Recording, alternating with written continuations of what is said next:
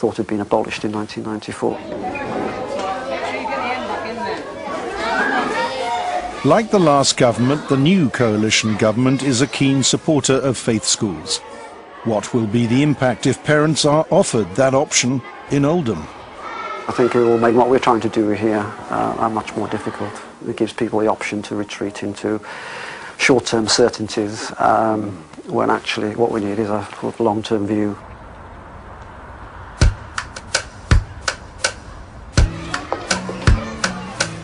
Monitoring how schools promote cross-cultural harmony is the responsibility of the school inspection system. But in 2008, some Muslim and evangelical Christian schools were allowed to opt out of Ofsted and, in effect, become self-policing. They teamed up to form the Bridge Schools Inspectorate, or BSI. It emerged very quietly, and very few people knew that the new inspection subsystem, this independent bridge system, had been introduced. I think it was rather slipped through the system before anyone noticed what had happened. But not before Ofsted warned that any inspectorate covering fewer than 350 schools of 5 different faiths and types might lack rigour and objectivity.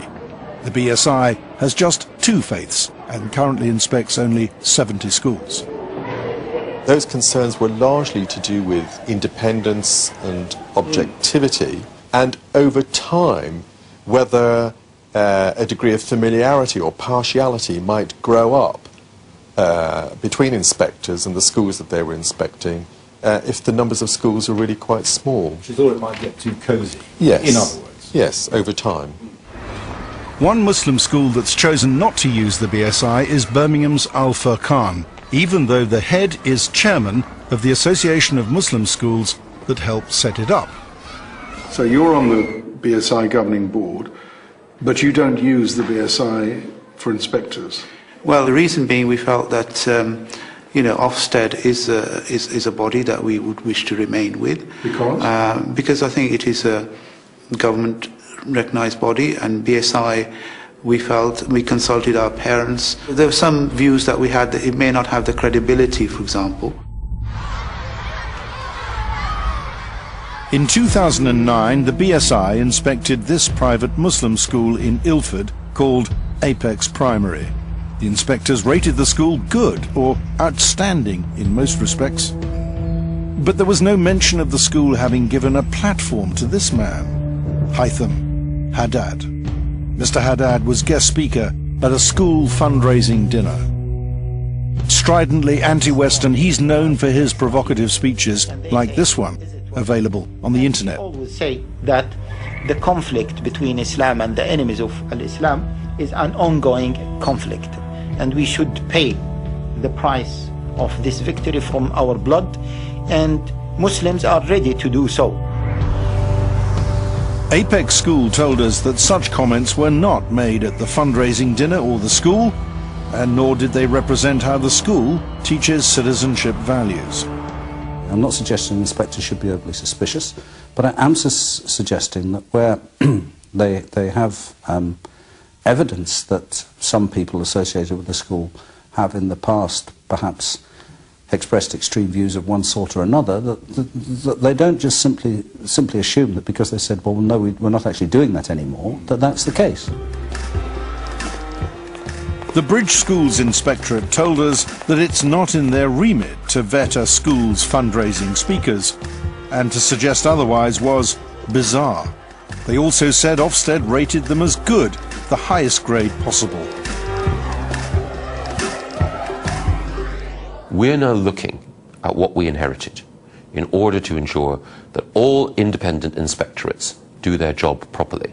I'm clear that we need to be rigorous about ensuring that some of the concerns that have been raised, like the one that you raise now, are addressed by having a more rigorous regime overall. As the regime stands, however, there are some classes that completely escape inspection. Many children attend these classes in part-time schools outside their normal education. We identified one such network with connections to Saudi Arabia, teaching about 5,000 children in over 40 weekend clubs and schools. Some are held in state primaries hired out for the weekend. We wanted to see for ourselves what was being taught. So we sent a young Saudi undercover to one of the schools on the pretext of collecting textbooks for his younger sister. لو سمحت لي بعض الكتب حق ثاني أول ثانوي أول ثانوي ما وجد؟ في زائد نسخة بس هو في العموم توصل حسب الطلاب المسجلين. They told him the textbooks came from London. يعني من لندن من لندن نجي الكتب يعني. إيه من لندن. أوكي. So we followed the trail back to London. We traced the textbooks to this building in West London.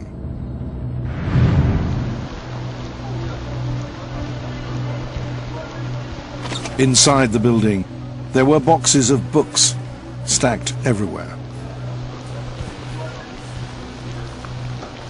بس عندي بعض كتب ناقصين سجلتها الأسبوع الماضي ناقصين دين بس.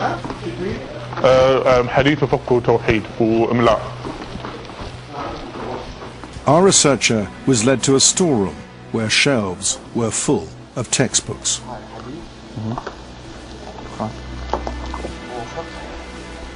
He was told his sister would have to study everything in the book. مشكورين. طيب أختي لازم تراجع كل الكتاب ولا كل الكتاب؟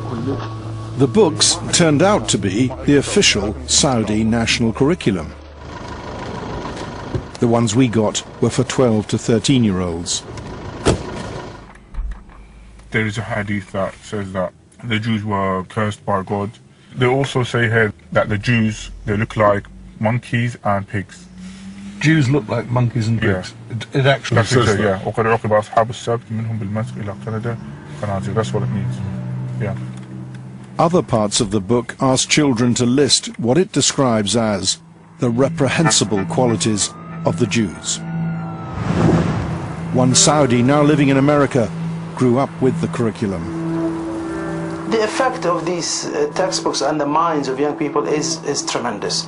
You have 12 years of education that teaches the student to hate basically and practically everyone else, be they Jews, Christians and other Muslims, to believe that the world is divided into two camps, the camps of the Muslims and the camps of the other, the infidel, the enemy.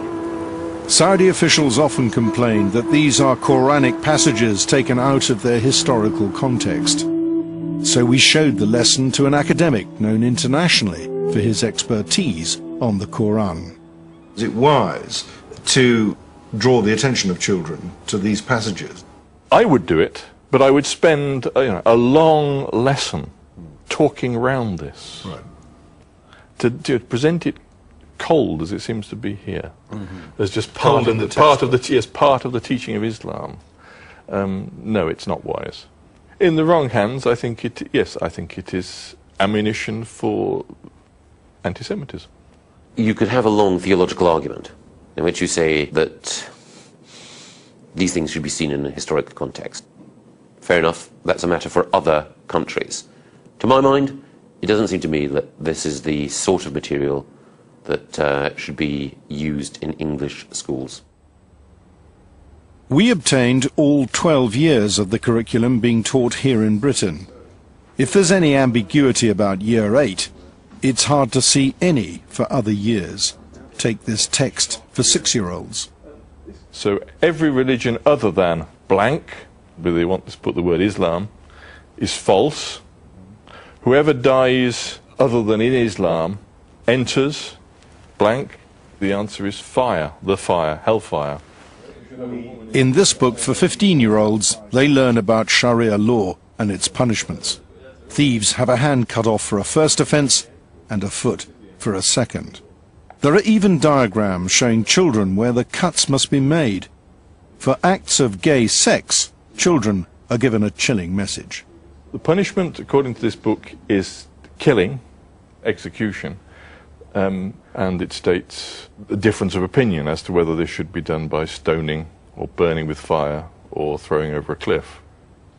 Also, for 15-year-olds, the textbooks teach that Zionists want to establish world domination for Jews by inciting conflicts. I'm clear that we cannot have anti-Semitic material of any kind being used in English schools.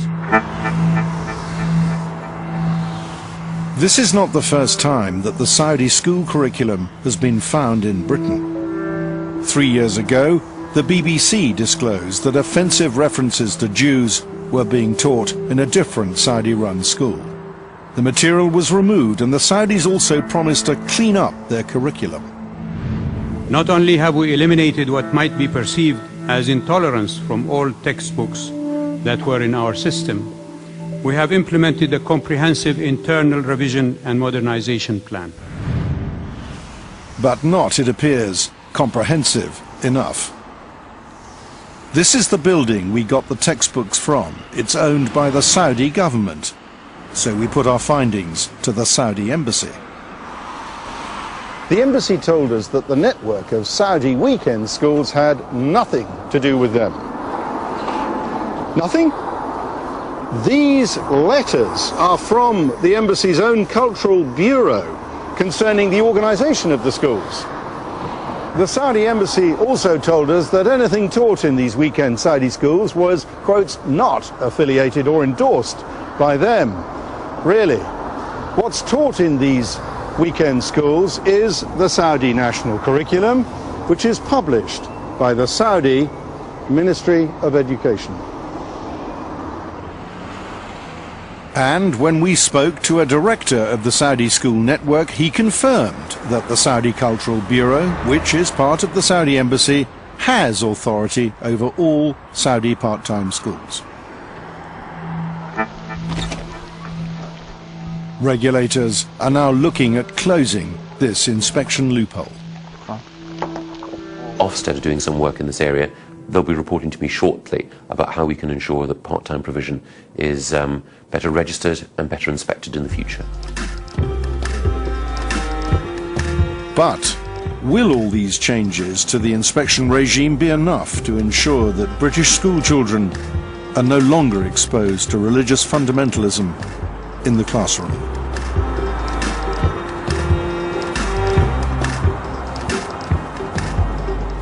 John Ware reporting there. Well, the government says it is worried that a lack of integration in schools could be radicalising some young people, and it's planning to review the overall strategy on extremism to try and work out how to stop this from happening. There's more on this story on our website.